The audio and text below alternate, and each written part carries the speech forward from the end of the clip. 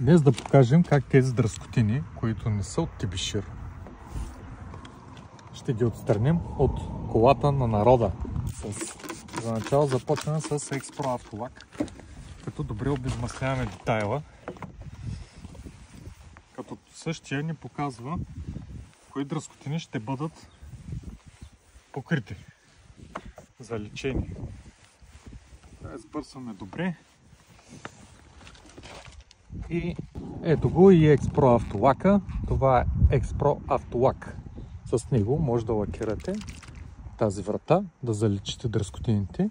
Като за начало, преди работа, разклащате бутилката, взимате хартияния апликатор, който пристига в комплекта с лака и напоявате обилно. Имайте предвид, че за да направите резултатите като тези от видеята, едно от най-важните условия е да напоите обилно апликатора по този начин, без да оставяте сухи краища по него и да го поддържате така по време на целия работен процес. И така, ето, започваме.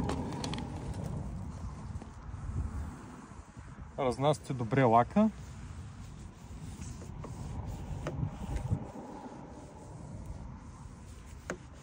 И започвате работа.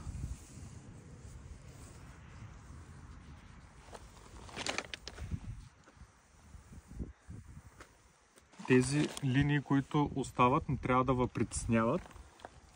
Лака има свойството да се самонивелира и по този начин нанасяте по-дебел слой.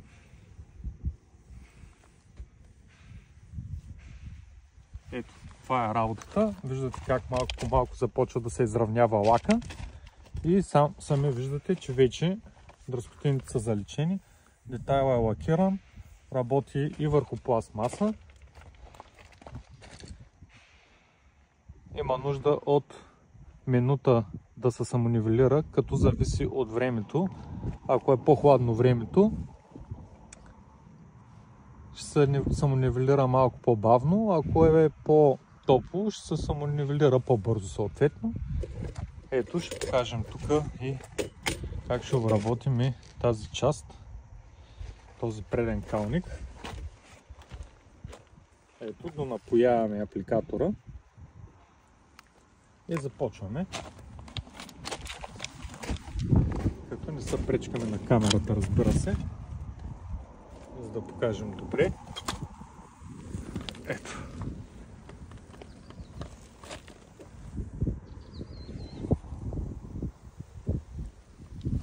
Това е начинът, по който трябва да нанесете лака по автомобилата. Топ! Докато чакахме да се самонивелира другата част, другия детайл на вратата, лакирахме и предния калник.